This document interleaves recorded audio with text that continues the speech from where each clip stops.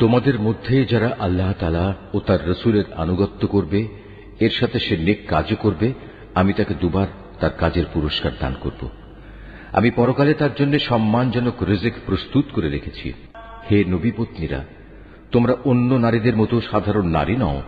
যদি তোমরা সত্যিই আল্লাহ তাআলাকে ভয় করো, তাহলে অন্য পুরুষদের সাথে কথা বলার সময় কোমলতা অবলম্বন করো না। যদি এমন করো, তাহলে যার অন্তরে কোনো ব্যাধি আছে সে তোমার ব্যাপারে প্রলুব্ধ হয়ে পড়বে। তবে তোমরা সর্বদাই নিয়ম মাফিক কথাবার্তা বলবে। তোমরা ঘরে অবস্থান করবে। পূর্বেকার জাহেলিয়াতের জামানার মতো নিজেদের প্রদর্শনী করে বেড়াবে না। তোমরা নামাজ কায়েম করবে, যাকাত আদায় করবে, আল্লাহ তাআলা ও তার রাসূলের আনুগত্য করবে। হে নবী পরিবার, আল্লাহ তাআলা মূলত এসব কিছুর মাধ্যমে তোমাদের মাঝ থেকে সব ধরনের অপবিত্রতা দূর করে তোমাদের পাক সাফ করে দিতে চান।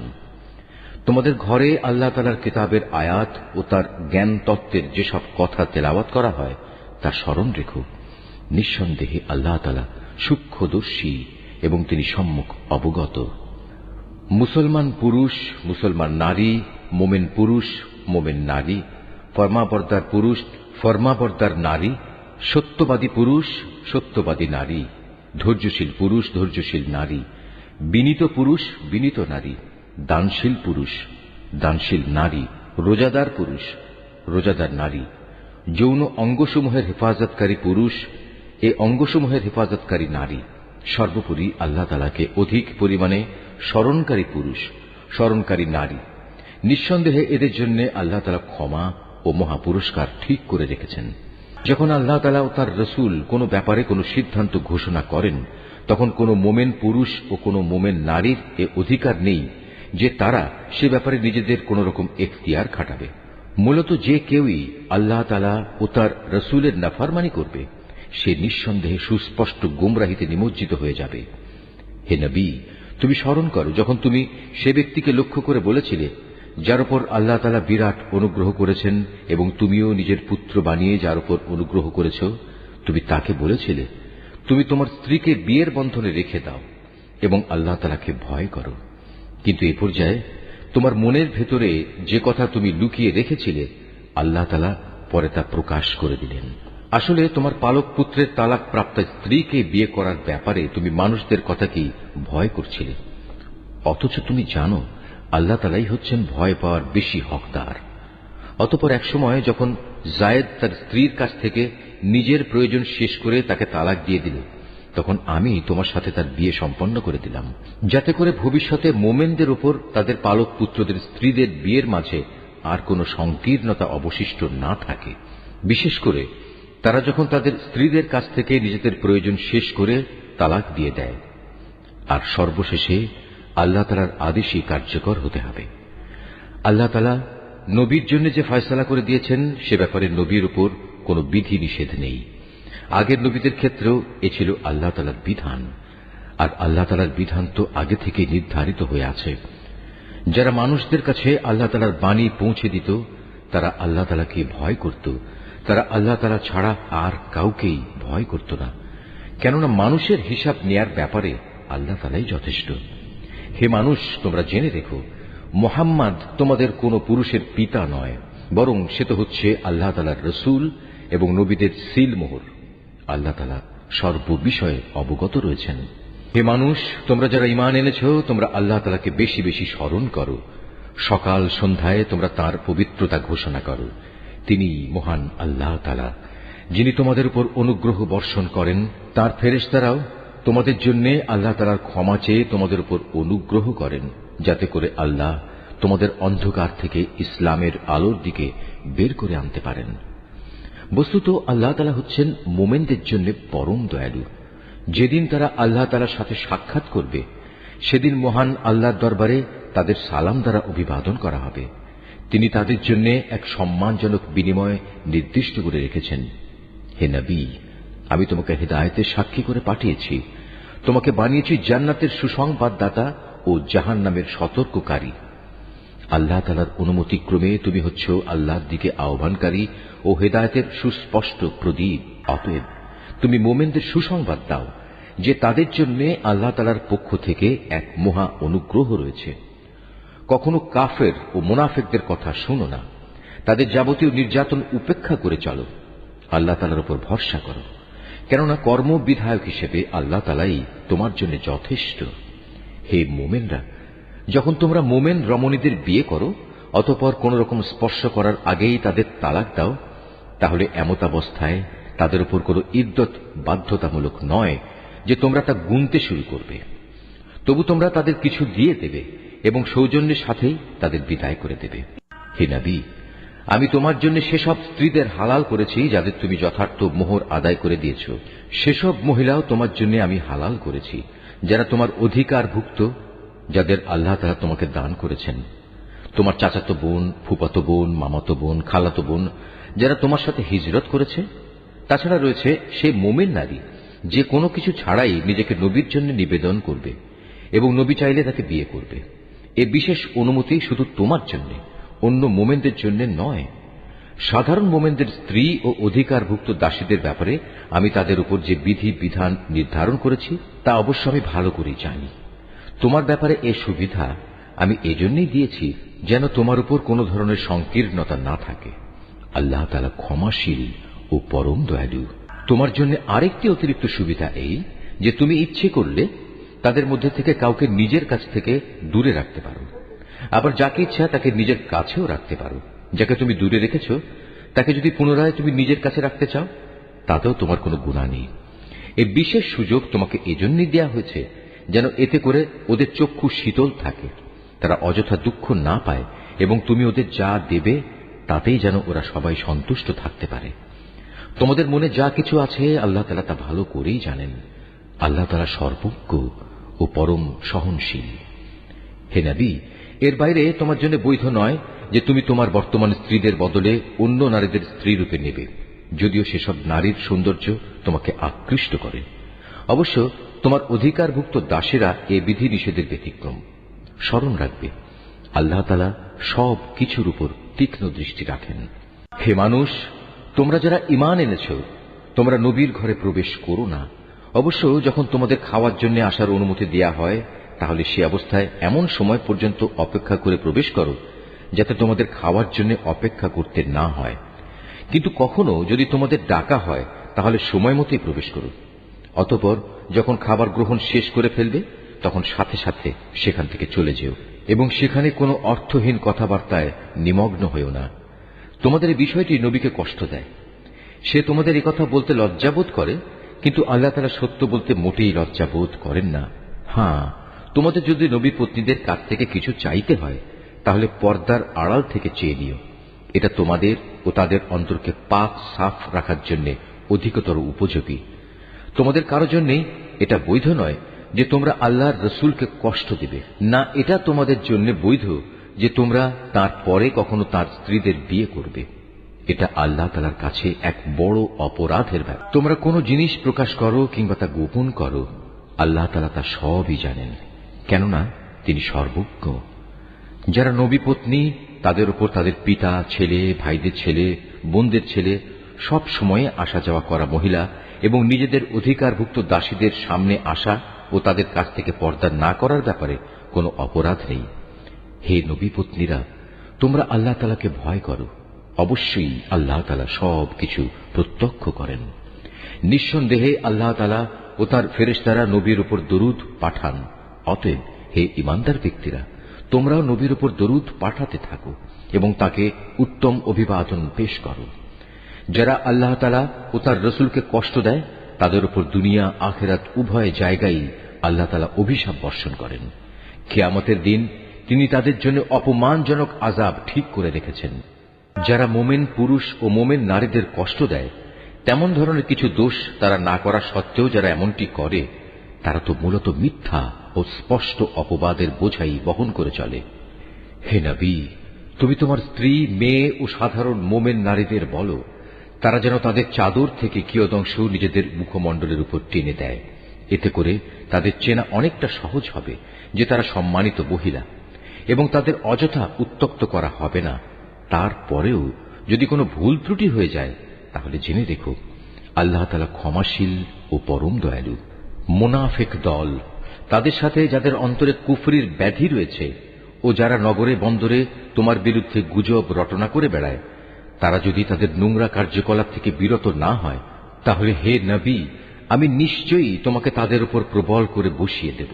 অতঃপর এরা সেখানে তোমার প্রতিবেশী হিসেবে সামান্য সংখ্যক ব্যক্তি থাকতে পারবে। এরপরেও এখানে যারা থেকে যাবে তারা থাকবে অভিশপ্ত হয়ে। অতঃপর তাদের যেখানেই পাওয়া যাবে পাকড়াও করা হবে এবং বিশ্বাসঘাতকতার জন্য তাদের মৃত্যুদণ্ডে দণ্ডিত করা হবে। তোমার আগে বিদ্রোহী হিসেবে যারা অতিবাহিত হয়ে গেছে তাদের ব্যাপারেও এ ছিল আল্লাহ তাআলার নীতি। আল্লাহ তাআলার এই নিয়মে তুমি কখনো কোনো ব্যতিক্রম দেখবে না। মানুষ তোমাকে কিয়ামত সম্পর্কে জিজ্ঞেস করবে, তুমি তাদের বলো, তার জ্ঞান তো একমাত্র আল্লাহ তাআলার কাছেই রয়েছে। হে নবী, তুমি এই বিষয়টি কি করে জানবে? সম্ভবত কিয়ামত একান্ত নিকটেই এসে গেছে।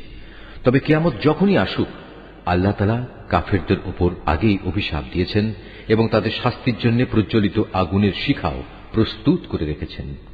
সেখানে তারা চিরদিন থাকবে। সেখান থেকে বেরিয়ে আসার ব্যাপারে তারা কোনো রকম অভিভাবক ও সাহায্যকারী পাবে না। সেদিন তাদের চেহারাসমূহ ওলট পালট করে প্রজ্বলিত আগুনে রাখা হবে। সেদিন তারা আফসোস করে বলবে, হায়, কত ভালো হতো যদি আমরা আল্লাহ তাআলা ও রাসূলের আনুগত্য করে আসতাম। তারা সেদিন আরো বলবে, হে আমাদের মালিক, দুনিয়ার জীবনে আমরা আমাদের নেতা ও বড়দের কথাই মেনে চলেছি, তারাই আমাদের তোমার পথ থেকে গোমরাহ করেছে। হে আমাদের মালিক, ওদের তুমি আজ দ্বিগুণ পরিমাণ শাস্তি দাও এবং তাদের উপর বড় রকমের অভিশাপ পাঠাও। হে ঈমানদার ব্যক্তিরা, তোমরা তাদের মতো হয়ো না যারা অর্থহীন অপবাদ দিয়ে মূসাকে কষ্ট দিয়েছে। আল্লাহ তাআলা তাকে সেসব কিছু থেকে নির্দোষ প্রমাণিত করলেন যা তারা তার বিরুদ্ধে রটনা করেছে। সে ছিল আল্লাহ তাআলার দৃষ্টিতে বড় মর্যাদাবান ব্যক্তি। হে ঈমানদার ব্যক্তিরা, তোমরা আল্লাহ তাআলাকে ভয় করো এবং সর্বদা সত্য কথা বলো, তাহলে তিনি তোমাদের জীবনের কর্মকাণ্ড শুধরে দেবেন এবং তোমাদের গুনাহ খাতা মাফ করে দেবেন। যে কোনো ব্যক্তি আল্লাহ তাআলা ও তার রাসূলের আনুগত্য করবে, সে অবশ্যই এক মহা সাফল্য লাভ করবে। অবশ্যই আমি কোরআনের এই আমানত একসময় আসমানসমূহ, পৃথিবী ও পর্বতমালার সামনে পেশ করেছিলাম। তারা সবাই একে বহন করতে অস্বীকৃতি জ্ঞাপন করল। সবাই এতে ভীত হয়ে গেল। অবশেষে মানুষই তা বহন করে নিল। এতে সন্দেহ নেই সে মানুষ একান্ত জালেম ও এ আমানত বহন করার পরিণাম সম্পর্কে একান্তই অজ্ঞ। আল্লাহ তাআলা মুনাফিক পুরুষ, মুনাফিক নারী, মুশরিক পুরুষ, মুশরিক নারীদের এই আমানতের দায়িত্বে অবহেলার জন্য কঠোর শাস্তি দেবেন এবং মোমেন পুরুষ ও মোমেন নারীদের উপর আমানতের দায়িত্ব পালনে ভুল ত্রুটির জন্য ক্ষমা পরবশ হবেন। নিঃসন্দেহে আল্লাহ তাআলা একান্ত ক্ষমাশীল ও পরম দয়ালু। সূরা সাবা। রহমান রহিম আল্লাহ তাআলার নামে। সমস্ত প্রশংসা আল্লাহ তাআলার জন্য। এই আকাশমণ্ডলী ও জমিনে যেখানে যা কিছু আছে সবই তাঁর একক মালিকানাধীন এবং পরকালেও সমস্ত প্রশংসা হবে একমাত্র তাঁর জন্য। তিনি সর্ববিষয়ে প্রজ্ঞাময়।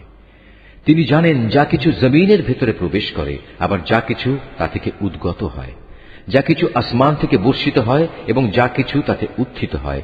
এর প্রতিটি বিষয় সম্পর্কেই তিনি পরিজ্ঞাত আছেন। তিনি পরম দয়ালু, পরম ক্ষমাশীল। তারা বলে, আমাদের উপর কখনোই কিয়ামত আসবে না। হে নবী, তুমি এদের বলো, আমার মালিকের কসম, হ্যাঁ অবশ্যই তা তোমাদের উপর আপতিত হবে। আমার মালিক অদৃশ্য জগৎ সম্পর্কে অবহিত।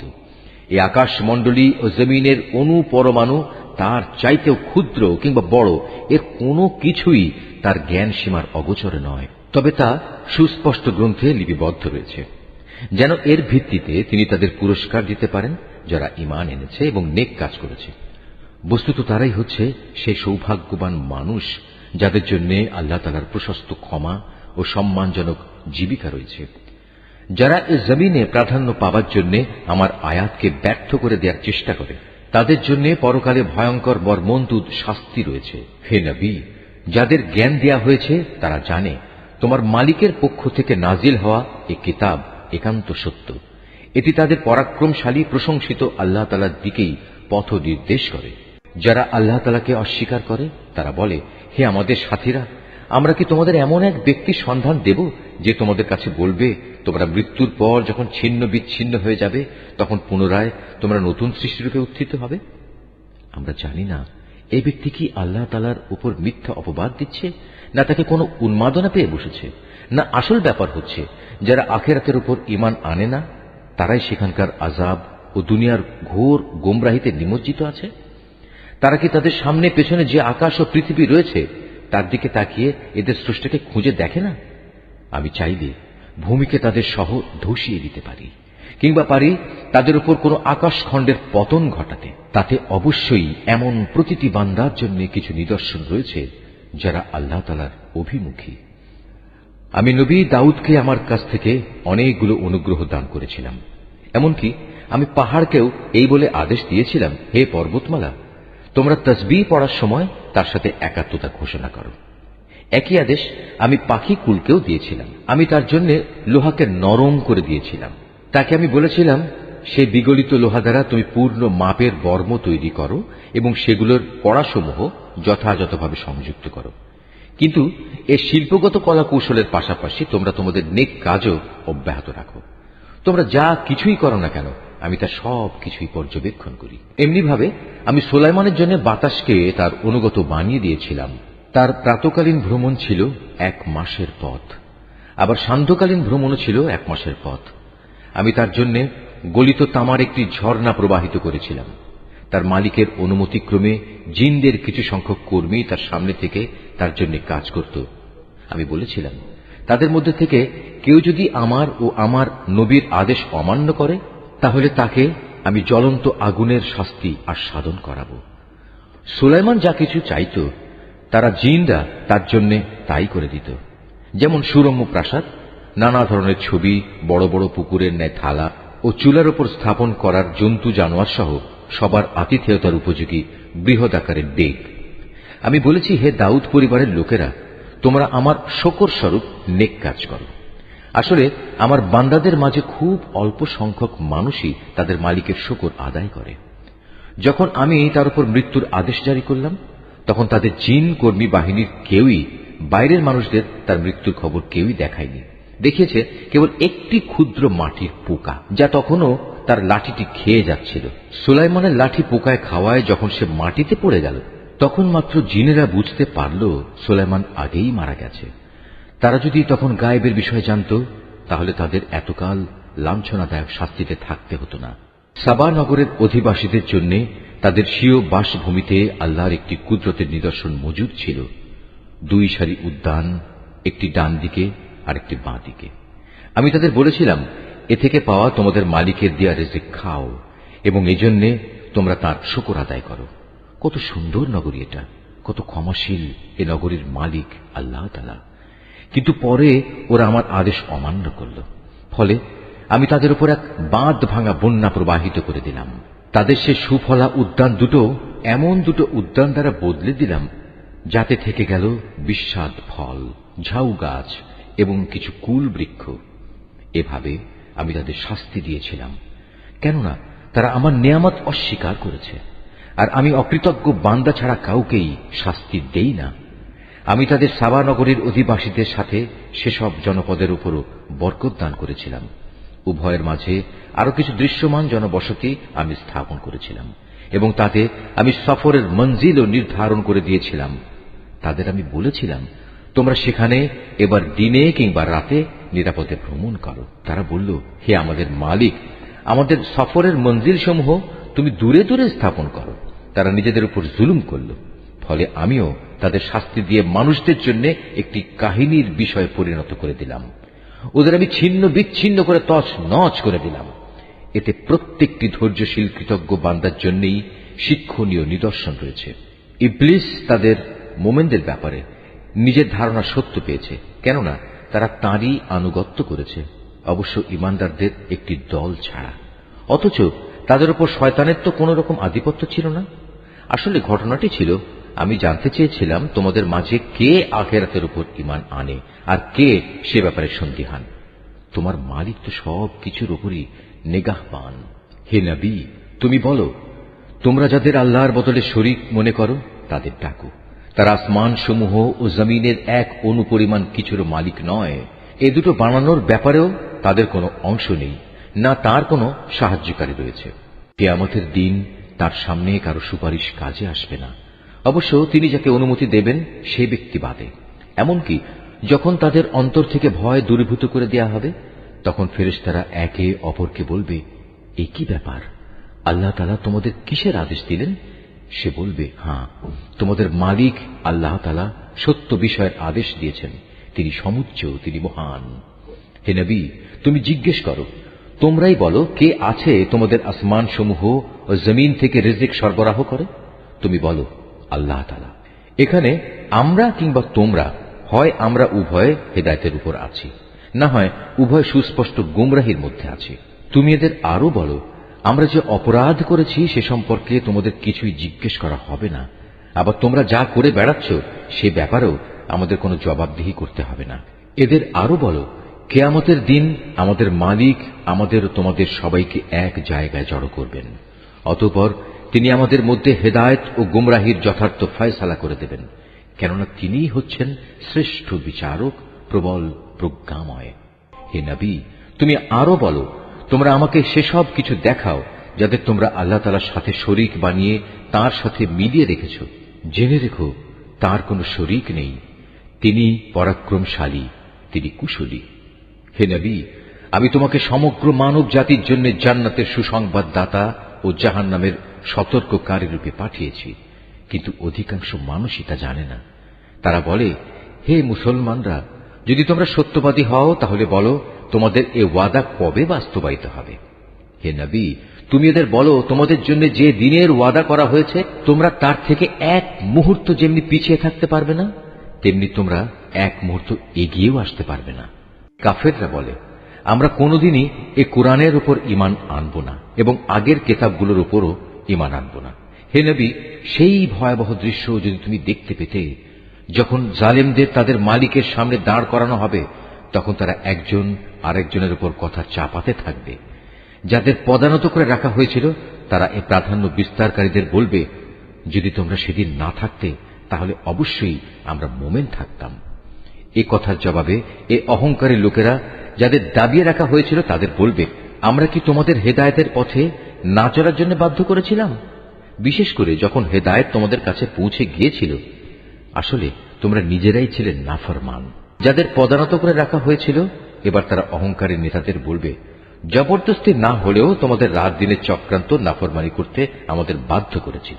বিশেষ করে যখন তোমরা আমাদের আদেশ দিতে যেন আমরা আল্লাহ তাআলাকে অস্বীকার করি এবং অন্যদের তার সমকক্ষ দাঁড় করাই। এভাবে একে অপরকে অভিযুক্ত করতে করতে যখন তারা তাদের চোখের সামনেই আযাব দেখতে পাবে, তখন তারা মনে মনে ভীষণ অনুতাপ করতে থাকবে।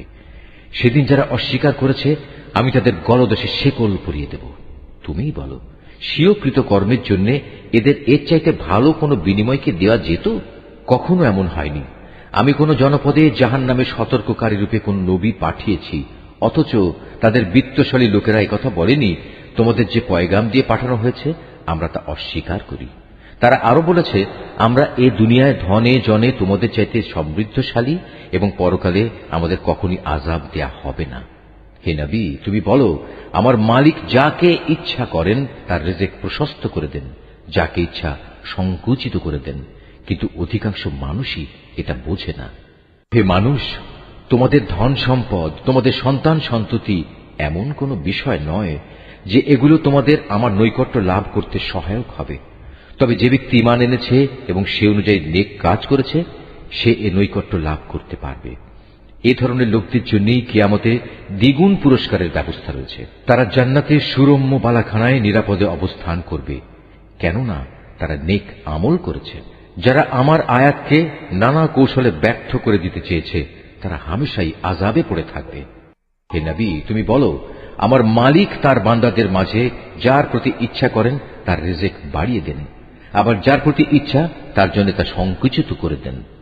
তোমরা যা কিছু আল্লাহর পথে খরচ করবে তিনি তোমাদের অবশ্যই তার প্রতিদান দেবেন, কেননা তিনিই হচ্ছেন সর্বোত্তম রিজিক দাতা। যেদিন তিনি এদের সকলকে হাসরের ময়দানে একত্রিত করবেন, অতঃপর ফেরেশতাদের উদ্দেশ্য করে তিনি বলবেন, এ মানুষরা কি দুনিয়াতে শুধু তোমাদের ইবাদত করত? ফেরেশতারা বলবে, হে আমাদের মালিক, তুমি মহান, তাদের বদলে তুমি আমাদের অভিভাবক। ওরা তো বরং জিনদের ইবাদত করত এবং এদের অধিকাংশ তাদের উপর বিশ্বাসও করত। আজ তোমাদের একে অন্যের উপকার কিংবা অপকার কোনো কিছুই করার ক্ষমতা নেই। জালেমদের আমি আরো বলবো, যে আগুনের আযাব তোমরা অস্বীকার করতে, আজ তারই মজা উপভোগ করো। যখন এদের কাছে আমার সুস্পষ্ট আয়াতসমূহ তেলাওয়াত করা হয়, তখন তারা বলে, এ ব্যক্তি আমাদের মতো একজন মানুষ বই কিছু নয়। তোমাদের পূর্বপুরুষরা যাদের ইবাদত করত, তা থেকে সে তোমাদের ফিরিয়ে রাখতে চায়। এবং কোরআন সম্পর্কে তারা বলতো, এটা তো মন গড়া মিথ্যা ছাড়া আর কিছুই নয়। আর এই কাফেরদের কাছে যখনই কোনো সত্য এসে হাজির হয়, তখনই তারা বলে, এ হচ্ছে এক সুস্পষ্ট জাদু। অথচ আমি এদের কখনো কোনো আসমানি কিতাব দেইনি যা তারা পড়াতে পারে, না আমি তোমার আগে এদের জন্য অন্য কোনো সতর্ককারী পাঠিয়েছি। এদের আগের লোকেরাও নবীদের মিথ্যা প্রতিপন্ন করেছিল, অথচ আমি তাদের যা কিছু দান করেছিলাম তার 1/10 পর্যন্ত এরা পৌঁছতে পারেনি। অতঃপর যখন তারা আমার নবীদের অস্বীকার করেছে, তখন তুমিও দেখেছ আমার আযাব কত ভয়ঙ্কর ছিল। হে নবী, তুমি এদের বলো, এসো, আমি তোমাদের শুধু একটি কথাই উপদেশ দিচ্ছি, তা হচ্ছে তোমরা আল্লাহ তাআলার জন্যই সত্যের উপর দাঁড়িয়ে যাও, দুজন করে, দুজন না হলে একা একা। অতঃপর ভালো করে চিন্তা করে দেখো, তোমাদের সাথী মুহাম্মদ কোন রকম পাগল নয়। সে তো হচ্ছে তোমাদের জন্য আসন্ন ভয়াবহ আযাবের একজন সতর্ককারী মাত্র। হে নবী, তুমি বলো, আমি তোমাদের কাছ থেকে কোনো পারিশ্রমিক দাবি করিনি, অতএব তা তো তোমাদের কাছেই রয়ে গেছে। যা আদায় করা তোমাদের জন্য একান্ত অপরিহার্য। আমার পাওনা তো আল্লাহ তাআলার কাছেই, তিনি প্রতিটি বিষয়ের উপরই সাক্ষী। তুমি আরো বলো, আমার মালিক সত্য দিয়ে বাতিলকে চূর্ণ বিচূর্ণ করেন, যাবতীয় অদৃশ্য বিষয়ে তিনি পরিজ্ঞাত। তুমি বলো, সত্য এসে গেছে, বাতিল নির্মূল হয়ে গেছে। এর না সূচনা হবে আর না হবে পুনরাবৃত্তি। হে নবী, এদের বলে দাও, আমি যদি সত্য পথ থেকে বিচ্যুত হয়ে যাই, তাহলে আমার এই বিচ্যুতির পরিণাম আমার উপরই বর্তাবে। আর যদি আমি হেদায়েতের উপর থাকি, তবে তা শুধু এজন্যে যে আল্লাহ তাআলা সব কিছু শোনেন এবং সবার একান্ত নিকটে অবস্থান করছেন। হে নবী, যদি তুমি সেদিনটি দেখতে পেতে যখন এরা ভীত বিহ্বল হয়ে ঘুরতে থাকবে এবং তাদের জন্য পালানোর পথ থাকবে না এবং একান্ত নিকট থেকে তাদের পাকড়াও করা হবে, এ সময় তারা বলতে থাকবে, হ্যাঁ, আমরা তার উপর ঈমান আনলাম, কিন্তু এখন এত দূর থেকে ঈমানের নাগাল তারা কিভাবে পাবে? অথচ এরাই ইতিপূর্বে তাকে অস্বীকার করেছে, দূর থেকে ভালো করে না দেখে অনুমানের ভিত্তিতেই কথা বলেছে। আজ তাদের মাঝে ও জান্নাত সম্পর্কিত তাদের কামনা বাসনার মাঝে একটি অপ্রতিরোধ্য দেয়াল দাঁড় করিয়ে দেয়া হবে, যেমনি করা হয়েছিল তাদের পূর্ববর্তী মুশরিক সাথীদের বেলায়। মূলত ওরা সবাই বিভ্রান্তিকর সন্দেহে সন্দিহান ছিল। সূরা ফাতর। রহমান রহিম আল্লাহ তাআলার নামে। সব তারিফ আল্লাহ তাআলার জন্য, যিনি আসমান সমূহ ও জমিনের সৃষ্টিকর্তা, যিনি স্বীয় বাণী বাহক ফেরেশতাদের সৃষ্টিকর্তা, যারা 2 2, 3 3 ও 4 4 পাখা বিশিষ্ট শক্তির প্রতীক। তিনি চাইলে এ সৃষ্টির মাঝে তাদের ক্ষমতা আরো বাড়িয়ে দিতে পারেন। অবশ্যই আল্লাহ তাআলা সব বিষয়ের উপর সর্বময় ক্ষমতার মালিক। তিনি মানুষের জন্য কোনো অনুগ্রহের পথ খুলতে চাইলে কেউই তার সে পথ রোধকারী নেই। আবার তিনি যা কিছু বন্ধ করে রাখেন, তারপর তা কেউই তার জন্য পুনরায় পাঠাতে পারে না। তিনি মহাপরাক্রমশালী, প্রবল প্রজ্ঞাময়। হে মানুষ, তোমরা তোমাদের উপর আল্লাহ তাআলার নিয়ামত সমূহের কথা স্মরণ করো। আল্লাহ তাআলা ছাড়া কি তোমাদের আর কোন স্রষ্টা আছে যে তোমাদের আসমান ও জমিন থেকে রিজিক সরবরাহ করে? তিনি ছাড়া তোমাদের আর কোনই মাবুদ নেই। তারপরেও তোমরা কোথায় কোথায় ঠোকর খাচ্ছ? হে নবী, যদি এরা তোমাকে মিথ্যা প্রতিপন্ন করে, তাহলে উদ্বিগ্ন হয়ো না, কেননা তোমার আগেও নবীদের এভাবে মিথ্যা প্রতিপন্ন করা হয়েছিল, আর সবকিছু তো আল্লাহ তাআলার কাছেই প্রত্যাবর্তিত হবে। হে মানুষ, আখিরাত সম্পর্কিত আল্লাহ তাআলার ওয়াদা অবশ্যই সত্য। সুতরাং দুনিয়ার এ জীবন যেন তোমাদের কোনো দিনই প্রতারিত করতে না পারে। কোন প্রতারক যেন তোমাদের আল্লাহ তাআলা সম্পর্কে কখনো ধোঁকায় ফেলতে না পারে, সে বিষয়ে বিশেষ সতর্ক থাকবে। শয়তান হচ্ছে তোমাদের শত্রু, অতএব তোমরা তাকে শত্রু হিসেবেই গ্রহণ করো। সে তার দলবলদের এজন্যই আহ্বান করে যেন তারা তার আনুগত্য করে জাহান্নামের বাসিন্দা হয়ে যেতে পারে। যারা আল্লাহ তাআলাকে অস্বীকার করে তাদের জন্য এক কঠিন শাস্তি রয়েছে। অপরদিকে যারা তাঁর উপর ঈমান আনে এবং ভালো কাজ করে তাদের জন্য তোমার মালিকের ক্ষমা ও মহান প্রতিদান রয়েছে। অতঃপর সে ব্যক্তি যার খারাপ কর্মকাণ্ড তার চোখের সামনে শোভন করে রাখা হয়েছে, সে তাকে অবশ্য তাকে উত্তম কাজ হিসেবেই দেখতে পায়। নিঃসন্দেহে আল্লাহ তাআলা যাকে চান তাকে গোমরা করেন, আবার যাকে চান তাকে তিনি হেদায়েত দান করেন। তাই হে নবী, তাদের উপর আক্ষেপ করতে গিয়ে দেখো তোমার জীবন যেন বিনষ্ট হয়ে না যায়। তুমি ধৈর্য ধারণ করো, কেননা ওরা যা কিছু করছে আল্লাহ তাআলা তা ভালো করেই জানেন। আল্লাহ তাআলাই সেই মহান সত্তা যিনি তোমাদের জন্য বায়ু প্রেরণ করেন, অতঃপর তা মেঘমালাকে উড়িয়ে নিয়ে যায়। পরে তা আমি এক নির্জীব ভূখণ্ডের দিকে নিয়ে যাই। এরপর এক পর্যায়ে তা দিয়ে জমিনকে তার নির্জীব হওয়ার পর পুনরায় আমি জীবন্ত করে তুলি। ঠিক এভাবেই একদিন মানুষেরও পুনরুত্থান হবে। অতএব যদি কেউ মান মর্যাদা কামনা করে, তার জানা উচিত যাবতীয় মান মর্যাদা একমাত্র আল্লাহ তাআলার জন্যই। তার দিকে শুধু পবিত্র বাক্যই উঠে আসতে পারে, আর নেক কাজই তা উচ্চাসনে ওঠায়। যারা সত্যের বিরুদ্ধে নানা ধরনের মন্দ কাজের ফন্দি আঁটে তাদের জন্য রয়েছে কঠোর আযাব। তাদের সব চক্রান্ত চূড়ান্তভাবে ব্যর্থ হবে। আল্লাহ তাআলাই তোমাদের মাটি থেকে পয়দা করেছেন, অতঃপর এক বিন্দু শুক্র থেকে তিনি জীবনের সূত্রপাত ঘটিয়েছেন। এরপর তোমাদের তিনি নরনারীর জোড় বানিয়েছেন। এখানে কোনো নারী গর্ভবতী হয় না এবং সে কোনো সন্তান প্রসব করে না, যার জ্ঞান আল্লাহ তাআলার কাছে পূর্বাহ্নে মজুদ থাকে না। আবার কারো বয়স একটু বাড়ানো হয় না এবং একটু কমানো হয় না, যা কোনো গ্রন্থে সংরক্ষিত নেই। নিঃসন্দেহে এটা আল্লাহ তাআলার জন্য নিতান্ত সহজ ব্যাপার। দুটো পানির সমুদ্র এক সমান নয়। একটির পানি সুমিষ্ট ও সুপেয়, অন্যটি হচ্ছে লোনা ও বিস্বাদ। তোমরা এর প্রত্যেকটি থেকেই মাছ শিকার করে তার তাজা গোশত আহার করো এবং মুক্তার অলংকার বের করে আনো, এবং তোমরা আরো দেখতে পাও কিভাবে সেখানে জলযানসমূহ পানি চিরে চলাচল করে, যাতে করে তোমরা আল্লাহ তাআলার দেয়া রিজিক অনুসন্ধান করতে পারো এবং যাতে করে তার প্রতি তোমরা কৃতজ্ঞতা আদায় করতে পারো। তিনি রাতকে দিনের ভেতর এবং দিনকে রাতের ভেতর প্রবেশ করান। তিনি সূর্য ও চন্দ্রকে নিয়ন্ত্রিত করেন। এরা সবাই এক সুনির্দিষ্ট কাল পর্যন্ত আবর্তন করবে। আল্লাহ তাআলাই হচ্ছেন তোমাদের সবার মালিক। সার্বভৌমত্ব তাঁর জন্যই। তাকে বাদ দিয়ে তোমরা অন্য যেসব মাবুদকে ডাকো, তারা তো তুচ্ছ একটি খেজুরের আটির বাইরে ঝিল্লিটির মালিকও নয়। যদি তোমরা তাদের ডাকো, প্রথমত তারা তো শুনবেই না। যদি তারা তা শোনেও, তবে তারা তোমাদের ডাকের কোনো উত্তর দেবে না। উপরন্তু কিয়ামতের দিন তারা নিজেরাই তোমাদের এ শিরকের ঘটনা অস্বীকার করবে। এ সম্পর্কে একমাত্র সুবিজ্ঞ আল্লাহ তাআলা ছাড়া অন্য কেউই তোমাকে কিছু অবহিত করতে পারবে না। হে মানুষ, তোমরা সবাই আল্লাহ তাআলার সামনে অভাবগ্রস্ত, আর আল্লাহ তাআলা সম্পূর্ণ অভাবমুক্ত, যাবতীয় প্রশংসার মালিক। তিনি যদি চান তাহলে দুনিয়ার বুক থেকে তোমাদের উঠিয়ে নিয়ে যেতে পারেন এবং তোমাদের জায়গায় নতুন এক সৃষ্টিকেও তিনি নিয়ে আসতে পারেন। আর এই কাজটি আল্লাহ তাআলার জন্য মোটেই কঠিন নয়। কিয়ামতের দিন কেউ কারো গুনাহের বোঝা বইবে না। কোন ব্যক্তির উপর গুনাহের বোঝা ভারী হলে সে যদি অন্য কাউকে তা বইবার জন্য ডাকে, তাহলে তার কাছ থেকে বিন্দু মাত্র তা সরানো হবে না। যাকে সে ডাকলো সে তার আত্মীয় হলেও নয়। হে নবী, তুমি তো কেবল সেই লোকদেরই জাহান্নাম থেকে সাবধান করতে পারো যারা না দেখেই তাদের মালিককে ভয় করে, উপরন্তু যারা নামাজ প্রতিষ্ঠা করে। কেউ নিজের পরিশুদ্ধি সাধন করতে চাইলে সেটা করবে সম্পূর্ণ তার নিজস্ব কল্যাণের জন্য। চূড়ান্ত প্রত্যাবর্তন তো আল্লাহ তাআলার দিকেই হবে। একজন চক্ষুষ্মান ব্যক্তি ও একজন অন্ধ ব্যক্তি কখনো সমান হতে পারে না, না কখনো আঁধার ও আলো সমান হতে পারে। ছায়া এবং রোদও তো সমান নয়। একইভাবে একজন জীবিত মানুষ এবং একজন মৃত মানুষও সমান নয়। আল্লাহ তাআলা যাকে ইচ্ছা তাকে ভালো কথা শোনান।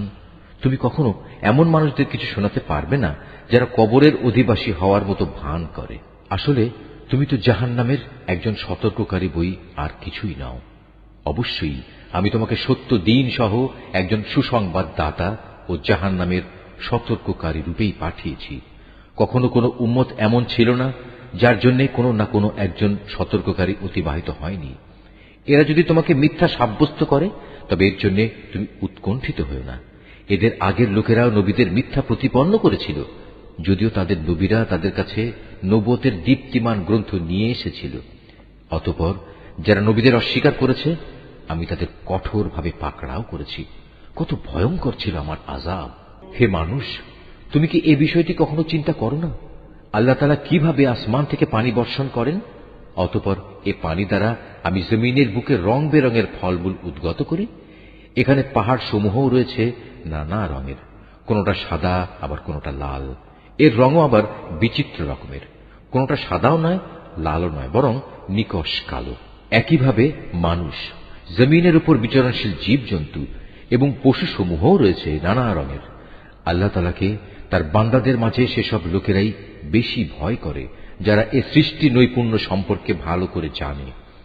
আল্লাহ তাআলা মহাপরাক্রমশালী, ক্ষমতাশীল। যারা আল্লাহ তাআলার কিতাব পাঠ করে, নামাজ প্রতিষ্ঠা করে, আমি তাদের যে রিজিক দিয়েছি তা থেকে যারা আমারই উদ্দেশ্যে গোপনে কিংবা প্রকাশ্যে দান করে, মূলত তারা এমন এক ব্যবসায় নিয়োজিত আছে যা কোনো দিন তাদের জন্য লোকসান বয়ে আনবে না, কেননা আল্লাহ তাআলা তাদের কাজের পুরোপুরি বিনিময় দান করবেন। নিজ অনুগ্রহে তিনি তাদের পাওনা আরো বাড়িয়ে দেবেন। অবশ্যই তিনি ক্ষমাশীল, গুণগ্রাহী। হে নবী, যে কিতাব আমি তোমার উপর ওহী করে পাঠিয়েছি তাই একমাত্র সত্য। এর আগের যেসব কিতাব রয়েছে এ কিতাব তার সমর্থনকারী। অবশ্যই আল্লাহ তাআলা তার বান্দাদের ভালো করেই জানেন এবং তাদের ভালো করেই তিনি দেখেন। অতঃপর আমি আমার বান্দাদের মাঝে তাদের সে কিতাবের উত্তরাধিকারী বানিয়েছি। আমি যাদের এই কাজের জন্য বাছাই করে নিয়েছি, তারপর তাদের কিছু লোক নিজেই নিজের উপর জালেম হয়ে বসল। তাদের মধ্যে কিছু মধ্যমপন্থীও ছিল, তাদের মাঝে আবার এমন কিছু লোক ছিল যারা আল্লাহর মেহেরবানিতে নেক কাজে ছিল অগ্রগামী। আসলে এটাই হচ্ছে আল্লাহর সবচেয়ে বড় অনুগ্রহ।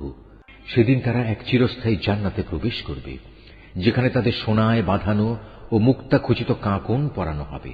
সেখানে তাদের পোশাক হবে রেশমের। সেদিন তারা বলবে, আল্লাহর শুকর, তিনি আমাদের কাছ থেকে যাবতীয় দুঃখ কষ্ট দূরীভূত করে দিয়েছেন। অবশ্যই আমাদের মালিক ক্ষমাশীল, গুণগ্রাহী, যিনি তার একান্ত অনুগ্রহ দিয়ে আমাদের এত সুন্দর নিবাসের ব্যবস্থা করে দিয়েছেন, যেখানে আমাদের কোন রকম কষ্ট স্পর্শ করবে না আমাদের কোন রকম ক্লান্তি ও অবসাদ। অপরদিকে যারা দুনিয়ায় আল্লাহ তাআলাকে অস্বীকার করেছে, তাদের জন্য রয়েছে জাহান্নামের আগুন। তখন তারা মরে যাবে, তাদের প্রতি এমন আদেশও কার্যকর হবে না। তাছাড়া তাদের আযাবও কোন রকম লঘু করা হবে না। আমি প্রতিটি অকৃতজ্ঞ ব্যক্তিকে এভাবেই শাস্তি দিয়ে থাকি।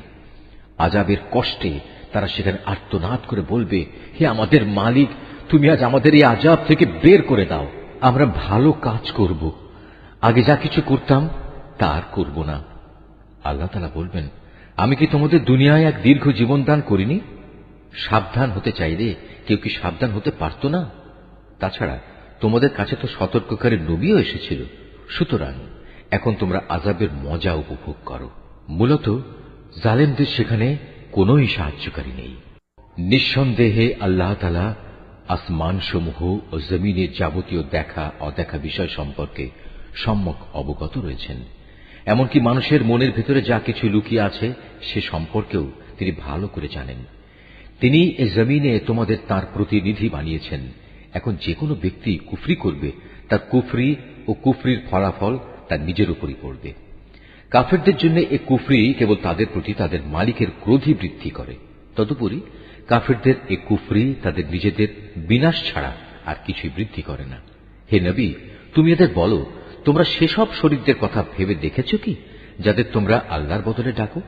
আমাকে দেখাও তো, তারা এ জমিনের কিছু সৃষ্টি করেছে কিনা, কিংবা আকাশমণ্ডল সৃষ্টির পরিকল্পনার মাঝে তাদের কোনো অংশ আছে কিনা? না আমি তাদের কোনো কিতাব দান করেছি যে এজন্যে তার থেকে কোনো দলিল প্রমাণের উপর তারা নির্ভর করতে পারে? বরং এরা হচ্ছে জালেম। এরা একে অপরকে প্রতারণামূলক প্রতিশ্রুতি দিয়ে থাকে। বস্তুত আল্লাহ তাআলাই আসমান সমূহ ও জমিনকে স্থির করে ধরে রেখেছেন, যাতে করে ওরা স্বীয় কক্ষপথ থেকে বিচ্যুত না হতে পারে। যদি কখনো ওরা কক্ষচ্যুত হয়েই পড়ে, তাহলে তুমি বলো, আল্লাহ তাআলার পর এমন কে আছে যে এদের উভয়কে পুনঃস্থির করতে পারবে? অবশ্যই তিনি মহা সহনশীল, ক্ষমাপরায়ণ। এরাই একসময় সুদৃঢ় কসম করে বলতো, যদি তাদের কাছে আল্লাহ তাআলার কাছ থেকে কোনো সতর্ককারী নবী আসে, তাহলে তারা অন্য সকল জাতি অপেক্ষা তার প্রতি অধিকতর আনুগত্যশীল হবে। অতঃপর সত্যিই যখন তাদের কাছে সতর্ককারী নবী এলো, তখন দেখা গেল তার আগমন এদের সত্য বিমুখতাই শুধু বাড়িয়ে দিল। বৃদ্ধি পেল আল্লাহর জমিনে এদের অহংকার প্রকাশ ও তাতে কুটিল ষড়যন্ত্র। কুটিল ষড়যন্ত্র জাল অবশ্য ষড়যন্ত্রকারী ছাড়া অন্য কাউকে স্পর্শ করে না। তবে কি তারা অতীতে ষড়যন্ত্রকারীদের সাথে যা কিছু ঘটেছে এখনো তেমন ধরনের কিছু প্রতীক্ষা করছে? তাই যদি হয় তবে শুনে রাখো, তুমি এদের বেলায়ও আল্লাহর বিধানের কোনো পরিবর্তন দেখবে না, না কখনো তুমি এ ব্যাপারে আল্লাহর বিধান নড়াচড়া অবস্থায় দেখতে পাবে। তারা কি জমিনে পরিভ্রমণ করেনি? তারা কি তাদের আগের বিদ্রোহী লোকদের পরিণাম দেখেনি তা কেমন ভয়াবহ ছিল? অথচ তারা এদের তুলনায় ছিল অনেক বলশালী। কিন্তু আল্লাহর সিদ্ধান্ত যখন এলো, তখন আসমান সমূহ ও জমিনের কোনো কিছুই তাকে ব্যর্থ করে দিতে পারল না। অবশ্যই তিনি সর্বজ্ঞ, সর্বশক্তিমান। আল্লাহ তাআলা মানুষকে তার বিদ্রোহমূলক আচরণের জন্য পাকড়া করতে চাইলে ভূপৃষ্ঠের কোনো একটি জীব জন্তুকেও তিনি রেহাই দিতেন না, কিন্তু তিনি তাদের একটি সুনির্দিষ্ট সময় পর্যন্ত অবকাশ দিয়ে থাকেন। অতঃপর একদিন যখন তাদের নির্দিষ্ট সময় আসবে, তখন তিনি তাদের পাকড়াও করবেন। আল্লাহ তাআলা অবশ্যই তার বান্দাদের যাবতীয় কার্যকলাপ পর্যবেক্ষণ করেন। সূরা ইয়াসিন। রহমান রহিম আল্লাহ তাআলার নামে। ইয়াসিন, এ জ্ঞানগর্ভ কোরআনের শপথ। তুমি অবশ্যই রসূলদের একজন। নিঃসন্দেহে তুমি সরল পথের উপর প্রতিষ্ঠিত রয়েছ। পরাক্রমশালী ও পরম দয়ালু আল্লাহ তাআলার কাছ থেকেই এ কোরআনের অবতরণ, যাতে করে এর মাধ্যমে তুমি এমন একটি জাতির লোকদের সতর্ক করে দিতে পারো যাদের বাপ দাদাদের ঠিক এভাবে সতর্ক করা হয়নি, ফলে তারা গাফেল হয়ে রয়েছে। তাদের অধিকাংশ লোকের উপরই আল্লাহ তাআলার শাস্তি বিধান অবধারিত হয়ে গেছে, তাই তারা কখনো ঈমান আনবে না। আমি ওদের গলদেশ সমূহে মোটা মোটা বেড়ি পরিয়ে দিয়েছি, যা ওদের চিবুক পর্যন্ত ঢেকে দিয়েছে, ফলে তারা ঊর্ধ্বমুখী হয়ে আছে। আমি তাদের সামনে পেছনে জাহেলিয়াতের প্রাচীর দাঁড় করিয়ে দিয়েছি এবং তাদের দৃষ্টি ঢেকে দিয়েছি, ফলে তারা কিছুই দেখতে পায় না। এই অবস্থায় তুমি তাদের আল্লাহর আযাব সম্পর্কে সাবধান করো বা না করো, উভয়টাই তাদের জন্য সমান কথা। তারা কখনোই ঈমান আনবে না। তুমি তো কেবল এমন লোককেই সতর্ক করতে পারো যে আমার উপদেশ মেনে চলে এবং সে অনুযায়ী দয়াময় আল্লাহ তাআলাকে না দেখে ভয় করে। হ্যাঁ, যে আল্লাহ তাআলাকে ভয় করে তাকে তুমি ক্ষমা ও মহা প্রতিদানের সুসংবাদ দান করো। আমি মৃতকে জীবিত করি, যা কিছু তারা নিজেদের কর্মকাণ্ডের চিহ্ন হিসেবে এই পৃথিবীতে ফেলে আসে, সেগুলো সবই আমি যথাযথভাবে লিখে রাখি। প্রতিটি জিনিস আমি একটি সুস্পষ্ট কেতাবে গুণে গুণে সংরক্ষিত করে রেখেছি। হে নবী, এদের কাছে তুমি একটি জনপদের দৃষ্টান্ত পেশ করো, যখন তাদের কাছে আমার পক্ষ থেকে কয়েকজন রসূল এসেছিল। যখন আমি তাদের কাছে 2 জন রসূল পাঠিয়েছি, তখন তারা এদের উভয়কেই অস্বীকার করেছে। এরপর আমি তৃতীয় একজন নবীকে তাদের সাহায্য করেছিলাম। অতঃপর তারা সবাই তাদের কাছে এসে বলল, আমরা অবশ্যই তোমাদের কাছে রসূল হিসাবে আবির্ভূত হয়েছি। এ কথা শুনে তারা বলল, তোমরা তো দেখছি আমাদের মতো কতিপয় মানুষ ছাড়া আর কিছুই নাও। আসলে দয়াময় আল্লাহ তাআলা আমাদের জন্য কিছুই পাঠাননি, তোমরা অযথাই মিথ্যা কথা বলছ। তারা বলল, আমাদের মালিক একথা ভালো করেই জানেন, আমরা হচ্ছি অবশ্যই তোমাদের কাছে পাঠানো তার কয়েকজন রসূল। তোমাদের কাছে সুস্পষ্ট করে আল্লাহর বাণী পৌঁছে দেওয়া ছাড়া আমাদের আর কোনো দায়িত্ব নেই। তারা বলল, কিন্তু আমরা তো তোমাদেরই আমাদের সব অমঙ্গলের কারণ মনে করি। যদি তোমরা এখন এসব কাজ থেকে ফিরে না আসো, তাহলে আমরা অবশ্যই তোমাদের পাথর মারব। উপরন্তু তোমাদের অবশ্যই আমাদের কাছ থেকে আরো কঠিন শাস্তি স্পর্শ করবে। তারা বলল, তোমাদের দুর্ভাগ্য অকল্যাণ তো তোমাদের সাথেই লেগে আছে। এটা কি তোমাদের কোনো অমঙ্গলের কাজ যে তোমাদের ভালো কাজের কথা স্মরণ করিয়ে দেয়া হচ্ছে? আসলে তোমরা হচ্ছ একটি সীমা লঙ্ঘনকারী জাতি। এমন সময় নগরীর প্রান্ত থেকে এক ব্যক্তি এদের কাছে ছুটে এলো এবং সবাইকে বলল, হে আমার জাতির লোকেরা, তোমরা আল্লাহর এ রসূলদের অনুসরণ করো অনুসরণ করো এমন এক রসুলের যে তোমাদের কাছে হেদায়েতের বিনিময়ে কোনো প্রকার প্রতিদান চায় না। আসলে যারাই তার অনুসরণ করবে তারাই হবে হেদায়েত প্রাপ্ত।